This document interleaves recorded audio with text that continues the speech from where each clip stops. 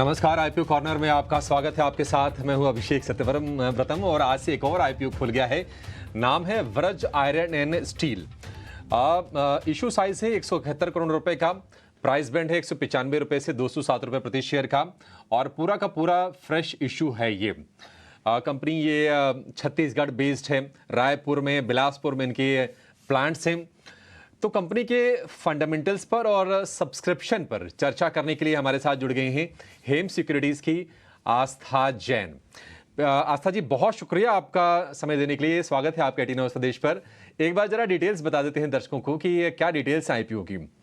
तो आज से लेकर ये 28 जून तक ये खुला रहेगा आईपीओ। प्राइस बैंड है 195 से 207 रुपए प्रति शेयर का। पूरा का पूरा फ्रेश इशू है। लॉट साइज है 72 शेयरों का। और अगर हम प्रोडक्ट्स की बात करें तो sponge iron, MS billets, TMT बार, ये तमाम तरह के आयरन के स्टील के प्रोडक्ट्स ये बनाती है कंपनी।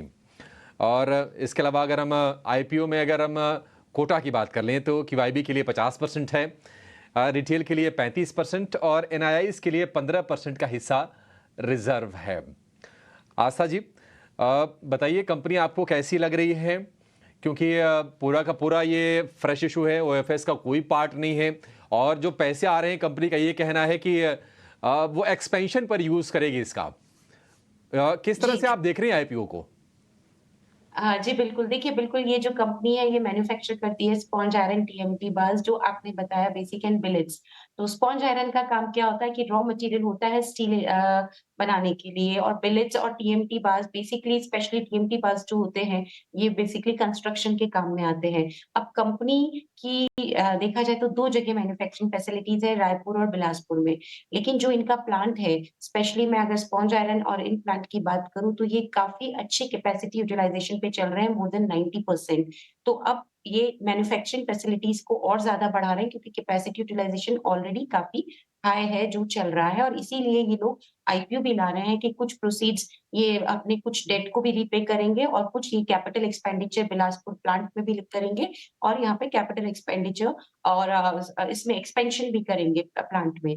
तो कंपनी वैसे बढ़िया है। बढ़िया होने के पीछे के कारण है सबसे पहले तो देखिए फाइनेंशियल परफॉर्मेंस बहुत अच्छी है। ऑल्दो जिस तरह के बिज़नेस में कंपनी है कोई बहुत अलग बिज़नेस नहीं करती है। ज़्यादातर अगर हमने देखा है तो रायपुर में इस तरह के बिज़नेसेस काफ़ी ज़्यादा अभी फल रहे हैं, फूल रहे हैं क्योंकि वहाँ पे जो संसाधन है वो काफ़ी अच्छे हैं। तो कंपनी का जो बिज़नेस है वो है काफ़ी बढ़िया लेकिन उसमें भी सबसे बढ़िया बात जो मुझे लगी उनकी फाइनेंशियल परफॉर्मेंस बहुत सॉलिड है। अगर मैं सीएजीआर ग्रोथ की बात करूँ जो 2021 से 2023 की टॉप लाइन में आई है वो बहुत बेहद शानदार है, 30% के ऊपर की है। इनफैक्ट ऑपरेटिंग प्रॉफिट और नेट प्रॉफिट की सीएजीआर भी बेहद शानदार है, जो इसे अपने पीयर से थोड़ा-सा अलग खड़ा करती है क्योंकि कंपनी देखिए साइज़ में भी छोटी है इसलिए छोटी साइज़ होने की वजह से ग्रोथ भी आप बहुत फास्ट कर पाते हो। तो वो भी शायद एक कारण होगा क्योंकि इनकी ग्रोथ काफ़ी बढ़िया है।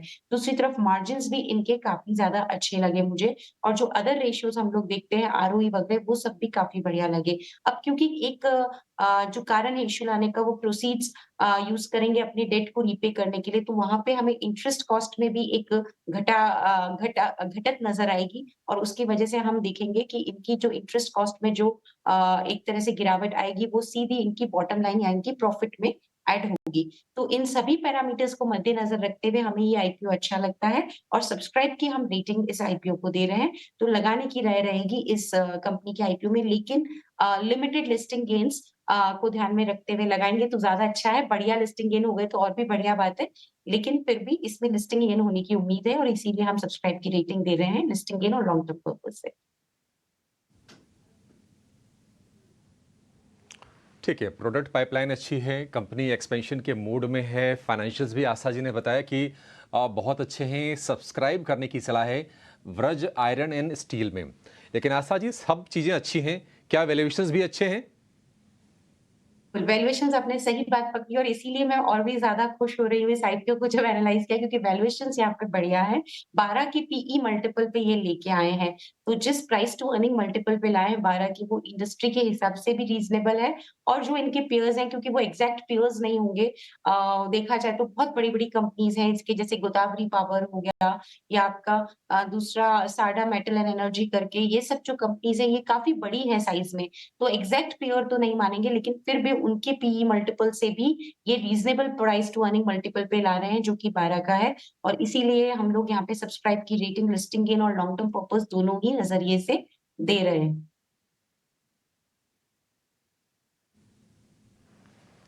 ठीक है, लिस्टिंग के लिए भी सब्सक्राइब कीजिए और लॉन्ग टर्म के लिए भी सब्सक्राइब कीजिए। आशा जी, एक सवाल हम हमेशा पूछते हैं, आज फिर से पूछेंगे और पूछना ज़रूरी भी है। कितनी लिस्टिंग गेन की उम्मीद करें? अगर 10-15% हो तब तो ठीक है, उससे भी अगर कम हो तब तो फिर मामला फिर ढीला ढाला है। देखिए अभी जिस तरह से आईपीओ में जो हम लिस्टिंग देख रहे हैं, इनफैक्ट आज भी डी डेवलपमेंट के आईपीओ की आप लिस्टिंग देखेंगे अभिषेक जी, तो बेहद शानदार लिस्टिंग है। तो अभी जिस तरह का मूड माहौल प्राइमरी मार्केट्स को लेके बना हुआ है, लिस्टिंग्स तो सबकी बहुत अच्छी हो रही है। लेकिन हमारा यहाँ पे काम है कि कितने तक की लिस्टिंग जस्टिफाइड है वैल्यूएशन को देख के। क्योंकि कितनी बार हम देखते हैं कि बहुत स्ट्रॉन्ग प्रीमियम पे लिस्टिंग होते हैं 50%, 60%, लेकिन क्या वो वैल्यूएशन करंट लेवल पे जस्टिफाई है नहीं, ये हमारा काम है। मार्केट के मूड माहौल की वजह से और डिमांड इतनी है, लिस्टिंग बहुत अच्छी होती हुई नज़र आ रही है।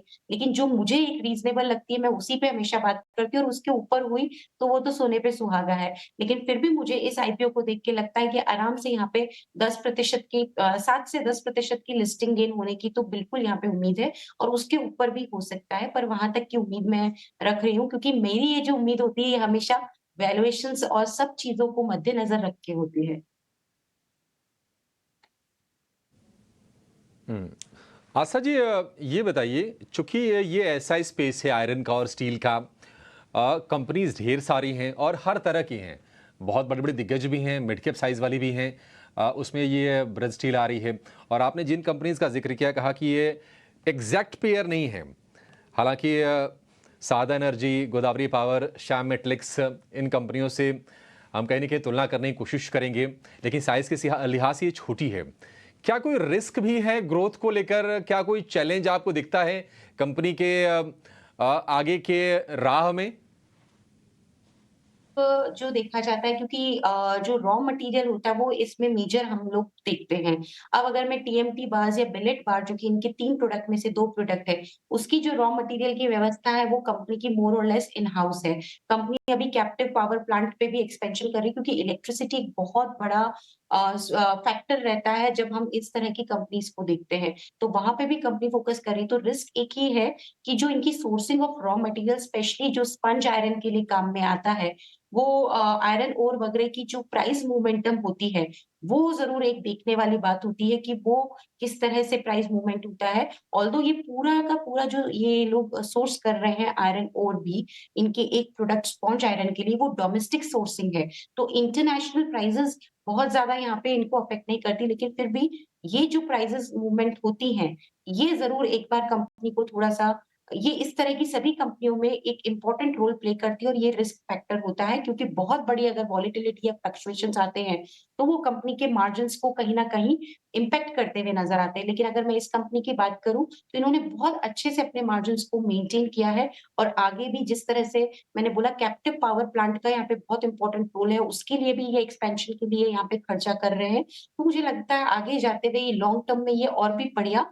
यहाँ पे अपनी सस्टेनेबिलिटी रखेंगे मार्जिन्स की और बढ़िया फाइनेंशियल्स दिखाते हुए नज़र आएँगे। एक चीज़ और मैं बोल सकती हूँ, हो सकता है क्योंकि ये जो वॉलेटिलिटी वगैरह रहती है, तो उससे आने वाले कुछ नतीजे बहुत ज़्यादा उत्साहजनक नहीं हो, लेकिन फिर भी जो वैल्यूएशन पे ये लेके आ रहे हैं, जिस तरह की अभी तक की फाइनेंशियल परफॉर्मेंस कंपनी ने दिखाई है, मुझे ये आईपीओ सब्सक्राइब करने का बिल्कुल एक कैंडिडेट लगता है और मेरी रेटिंग सब्सक्राइब की है।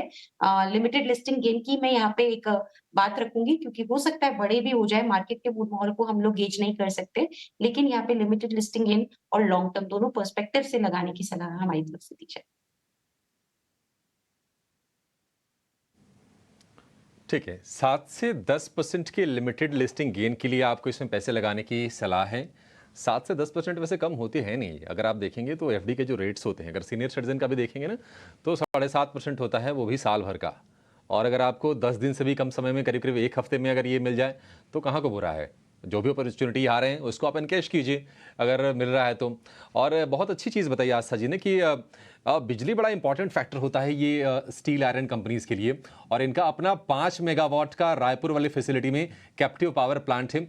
अगर उसकी एक क्षमता बढ़ाते हैं तो ये एक एडिशनल फैक्टर हो जाएगा। तो कारोबार मजबूत है, वैल्यूएशंस चीप हैं, पावर प्लांट जो कैप्टिव पावर प्लांट है उसका एक सपोर्ट है। कई सारे पॉजिटिव्स हैं यहाँ पर व्रज आयरन एंड स्टील के लिए। सब्सक्राइब की रेटिंग आस्था जी की तरफ से, और लॉन्ग टर्म के लिए भी आप इसमें पैसे लगा सकते हैं।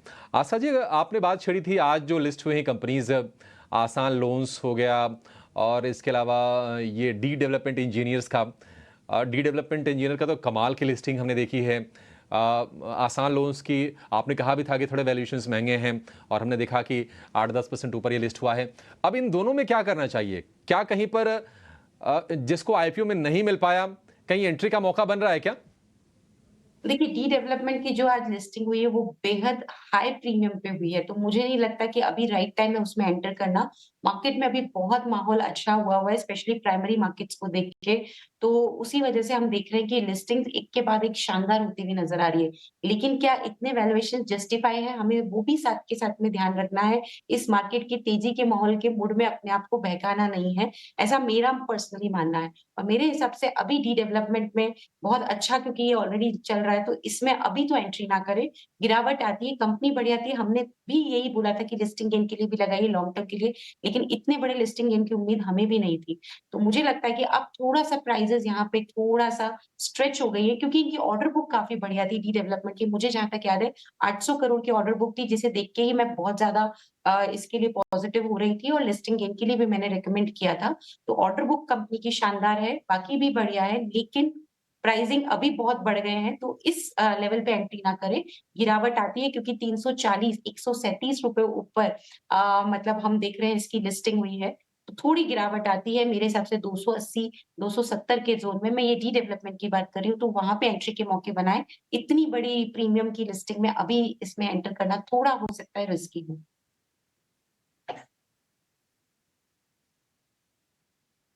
थोड़ा-सा नीचे आने दीजिए, 270-80 के आसपास आ जाए तो फिर आपके लिए कंफर्ट बनेगा, लेकिन बड़े प्रीमियम पर लिस्टिंग हुई है क्योंकि बड़ा सब्सक्रिप्शन फिगर आया था और 99 गुना ये सब्सक्राइब हुआ था। शेयर एडी डेवलपमेंट का, अच्छी कंपनी है, लेकिन अब वैल्यूएशन थोड़े महंगे हो गए हैं। आशा जी, बहुत शुक्रिया आपका समय देने के लिए, और व्रज आयरन एंड स्टील पर बिल्कुल अपनी सटीक सलाह देने के लिए हमारे दर्शकों को। Thank you so much.